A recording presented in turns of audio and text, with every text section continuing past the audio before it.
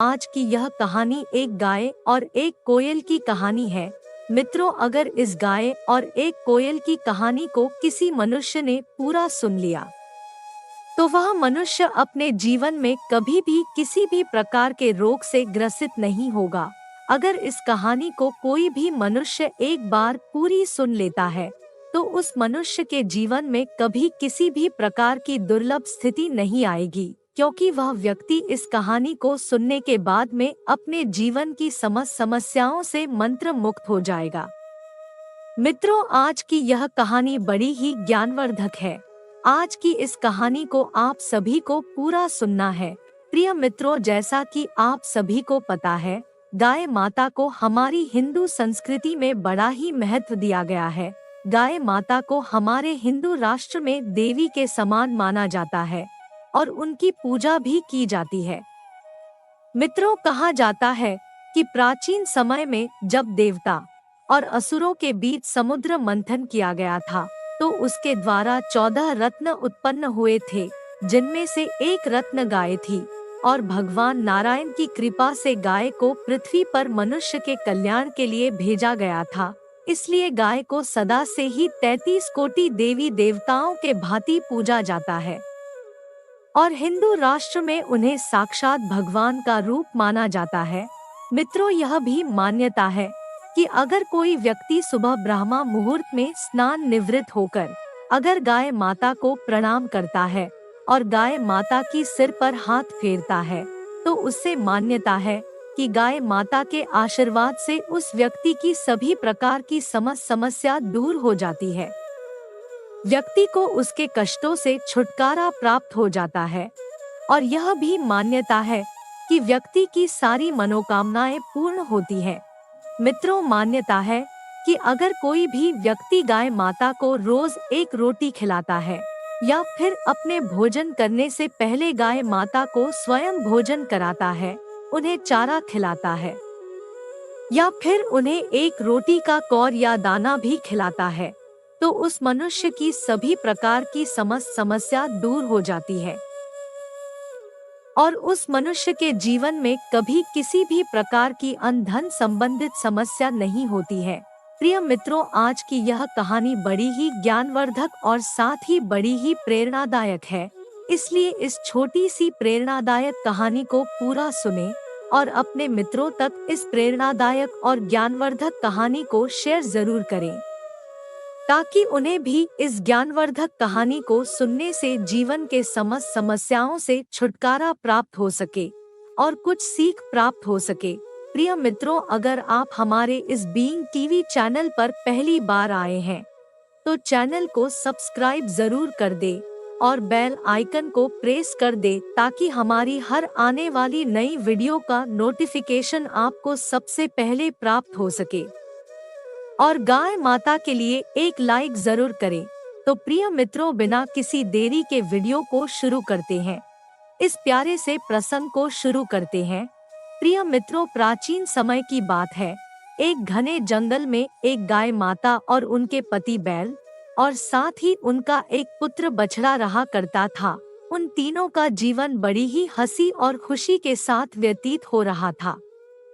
उन तीनों के जीवन में अन्न और धन की कोई कमी नहीं थी। वह तीनों खुशी से अपना पूरा जीवन व्यतीत कर रहे थे। रोज का उनका यही कार्य था कि वह सुबह गाय और बैल अपने पुत्र के साथ चारा चरते और शाम को अपने स्थान पर जाकर ठहर जाते। उनका पूरा जीवन खुशी खुशी से व्यतीत हो रहा था, परंतु भगवान को यह मंजूर नहीं था। ईश्वर को कुछ और ही मंजूर था। एक दिन अचानक से गाय बीमार पड़ जाती है। मित्रों, बैल गाय से बहुत ज्यादा प्रेम करता था और गाय का वह पुत्र भी अपनी माँ से बहुत ज्यादा प्रेम करता था। परंतु एक दिन जब गाय बीमार पड़ जाती है, गाय का स्वास्थ्य बिगड़ जाता है और फिर गाय बीमार होने के कारण पूरी तरह से अस्वस्थ हो जाती है। और फिर कुछ दिन बीमार होने के बाद गाय की हालत धीरे धीरे से खराब होने लगती है और ऐसा देखकर गाय का पति बैल सोचने लगता है कि कहीं मेरी पत्नी गाय की अगर मृत्यु हो गई तो मेरा कौन क्या करेगा, आखिर मेरा क्या होगा, मैं कैसे जीऊंगा। और गाय का पुत्र बछड़ा भी यह सोचता है कि अगर मेरी माँ की मृत्यु हो गई तो मेरा लालन पालन कौन करेगा। वह दोनों चिंतित हो जाते हैं और बहुत ज्यादा व्याकुल होने लगते हैं। उसके बाद में एक दिन की बात है, जब गाय की स्थिति धीरे धीरे से बिगड़ने लगती है, तो बैल अपने पुत्र से बोलता है कि बेटा, तुम अपनी माँ का ध्यान रखना। मैं तुम्हारी माँ के लिए किसी अच्छे राज्य वैद्य को बुलाकर लाता हूँ, जो तुम्हारी माँ को फिर से ठीक कर देगा। यह कहकर बैल एक नगर की तरफ जाता है और नगर की तरफ जाने के बाद में बैल एक राज वैद्य को बुलाकर लाता है और फिर वह राज्य वैद्य बैल के साथ आ जाता है। और बैल के साथ आने के बाद में वह राज्य वैद्य गाय को देखता है और फिर गाय का इलाज करने लगता है। प्रिय मित्रों, देखते ही देखते 3-4 दिन बीत जाते हैं, परंतु गाय का कोई भी तरह से स्वास्थ्य वापस ठीक नहीं होता है। उल्टा वापस उसका स्वास्थ्य बिगड़ता ही जाता है और गाय की तबीयत पूरी तरह से बिगड़ जाती है। उसके बाद में वह राज्य वैद्य बैल से जो भी जड़ी बूटी मंगाता, तो बैल झटपट से राज्य वैद्य को वह जड़ी बूटी लाकर देता, परंतु गाय में कोई भी सुधार नहीं आता है और वह सब बहुत ज्यादा चिंतित हो जाते हैं। फिर एक दिन वह राज्य वैद्य बैल से कहता है कि हे बैल, हमारे लाख प्रयास करने के बाद भी इस गाय माता के स्वास्थ्य में किसी भी प्रकार का सुधार नहीं आ रहा है। उसके बाद में बैल कहता है कि हे राज्य वैद्य, आप मुझे कोई भी उपाय बता दीजिए।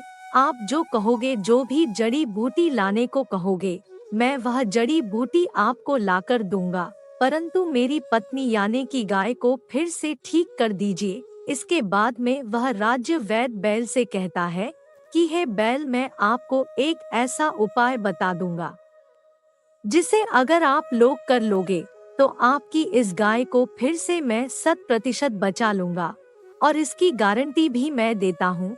उसके बाद में वह बैल राज्य वैद्य से कहता है कि वैद्य जी, आप मात्र मुझे उपाय बताइए।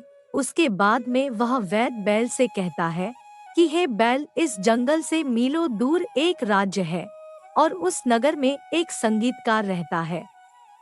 अगर इस जंगल में से कोई भी प्राणी, कोई भी मनुष्य या फिर कोई भी जाति जानवर या अगर कोई भी पक्षी उस संगीतकार के पास जाकर उस संगीतकार के संगीत को सीख कर आता है और इस गाय को वह संगीत सुनाता है, तो यह गाय फिर से बच जाएगी और मृत्यु का भोग बनने से बच जाएगी और फिर से ठीक हो जाएगी।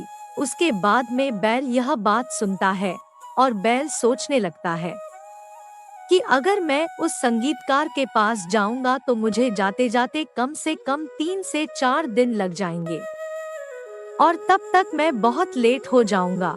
अगर मैं वहां पर जा भी पहुंचा और मैं उस संगीतकार से संगीत सिखाने की कहूंगा तो वह मुझे संगीत नहीं सिखाएंगे और मैं अगर उस संगीतकार से यहाँ पर आने की कहूंगा तो वह यहाँ पर आ भी सकते हैं और नहीं भी। इसके बाद में प्रिय मित्रों, उस जंगल में मौजूद जो भी पक्षी और जानवर थे, सभी गाय की इस स्थिति को देखकर एक एक करके मिलने आते हैं और जो भी जानवर, जो भी पक्षी गाय से मिलने के लिए आता तो वह बैल सभी पक्षी और सभी जानवरों से बोलता कि इस जंगल से मीलों दूर एक संगीतकार है। उस संगीतकार से अगर आप लोग संगीत सीख कर आते हैं तो मेरी इस गाय की फिर से तबीयत ठीक हो जाएगी। परंतु कोई भी पक्षी, कोई भी जानवर उसकी यह बात नहीं सुनता है और कोई भी पक्षी, कोई भी जानवर उस संगीतकार के पास संगीत सीखने नहीं जाता है। मित्रों, वहीं पे एक कोयल एक पेड़ की टहनी पर बैठी बैठी यह सारा नजारा देख रही होती है और उसके बाद में कोयल यह बात सुनकर अपने घोंसले में अपने पति और अपने बच्चों के पास चली जाती है और अपने पति और अपने बच्चों के पास जाने के बाद में कोयल अपने पति से बोलती है कि हे पिया जी, अगर आप कहो तो मैं इस जंगल से मीलों दूर जाकर एक संगीतकार से संगीत सीख कर आ सकती हूँ और इस जगत संसार में मनुष्य के कल्याण के लिए भेजी गई गाय की मृत्यु होने से बचा सकती हूँ।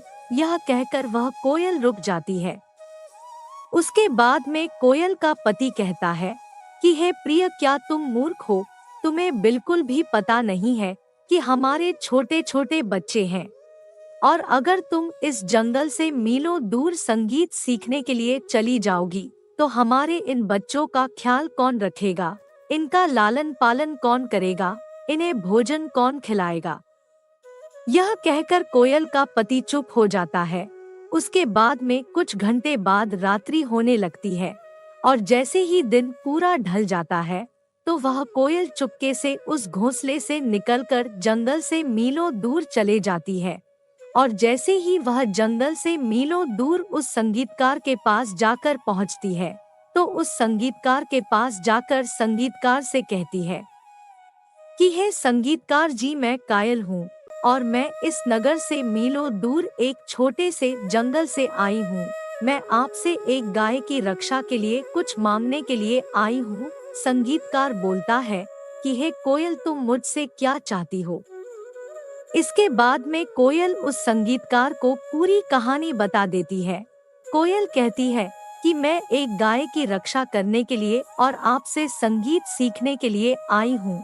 अगर आप मुझे संगीत सिखा देते हैं तो मैं यह संगीत जाकर उस गाय को सिखा दूंगी, उस गाय को सुना दूंगी। अगर मैं उस गाय को यह संगीत आपके द्वारा सिखाया गया सुना देती हूँ तो उस गाय की मृत्यु होने से बच जाएगी, क्योंकि वह गए कलयुग के कल्याण के लिए आई है। उसका जन्म ही कल्याण के लिए हुआ है। अगर गाय की मृत्यु हो गई तो कलयुग का कल्याण कैसे होगा? मनुष्य का कल्याण कैसे होगा? उसके बाद में वह संगीतकार कोयल के द्वारा बताई गई इस पूरी बात को, पूरी घटना को सुन लेता है और उसके बाद में कोयल को संगीत सिखाने लगता है। और एक दो दिन में वह संगीतकार कोयल को पूरा संगीत सिखा देता है और कोयल फिर से संगीत सीखकर अपने घर, अपने जंगल की ओर आने लगती है। और जैसे ही वह कोयल जंगल में पहुंचती है तो सबसे पहले अपने घोंसले में अपने बच्चे और अपने पति के पास जाती है। जैसे ही वह कोयल अपने पति के पास जाती है तो कोयल का पति कहता है कि कोयल, आखिर तुम इतने दिनों से कहाँ थी? हम तुम्हारा इंतजार कर रहे थे। हम पूरे जंगल में तुम्हें ढूंढ ढूंढ कर तुम्हारा विलाप करके थक चुके हैं। आखिर तुम इतने दिनों तक थी कहाँ? कहीं तुम चरित्रहीन तो नहीं हो? कहीं तुम मुझे छोड़कर किसी अन्य व्यक्ति के पास तो नहीं थी? तुम चरित्रहीन तो नहीं हो? यह सुनकर कोयल बहुत ज्यादा परेशान हो जाती है और कोयल अपने पति से कहती है कि नहीं पिया जी, मैं चरित्रहीन नहीं हूँ। मैं आपके अलावा कहीं नहीं गई हूँ, किसी व्यक्ति से मिलने भी नहीं गई थी। मैं इस जंगल से मीलों दूर एक संगीतकार से संगीत सीखने के लिए गई थी और मैं यह संगीत सीख कर आई हूँ। अगर मैं यह संगीत एक गाय को सिखा दूंगी या फिर गाय को सुना दूंगी तो उस गाय की जान बच जाएगी और वह गाय मनुष्य के कल्याण के लिए ही है। यह बात सुनकर उस कोयल के घोंसले के आसपास और भी कई सारे पक्षी बैठे थे। इतना सुनकर वह सब पक्षी उस कोयल के पति को आकर समझाने लगते हैं और वह कोयल का पति पूरी घटना को समझ जाता है। उसके बाद में वह कोयल अपने घोंसले से उड़कर सीधा उस राज्य वैद्य के पास जाती है और उस राज्य वैद्य के पास जाकर कोयल वैद्य से कहती है, हे राज्य वैद्य जी, आपके द्वारा बताए गए उस संगीतकार से मैं संगीत सीख कर आई हूँ। मैं इस गाय माता की जान बचा सकती हूँ। यह सुनकर वह राज्य वैद्य और बैल बहुत ज्यादा प्रसन्न हो जाते हैं और उसके बाद में वह राज्य वैद्य उस कोयल से कहता है कि कोयल, एक काम करो, तुम इस गाय के कान के पास जाकर बैठ जाओ और धीरे धीरे से उसे तुम्हारे संगीत को सुनाओ। उसके बाद में वह कोयल गाय के कान के पास जाकर बैठ जाती है और उस गाय को संगीत सुनाने लगती है।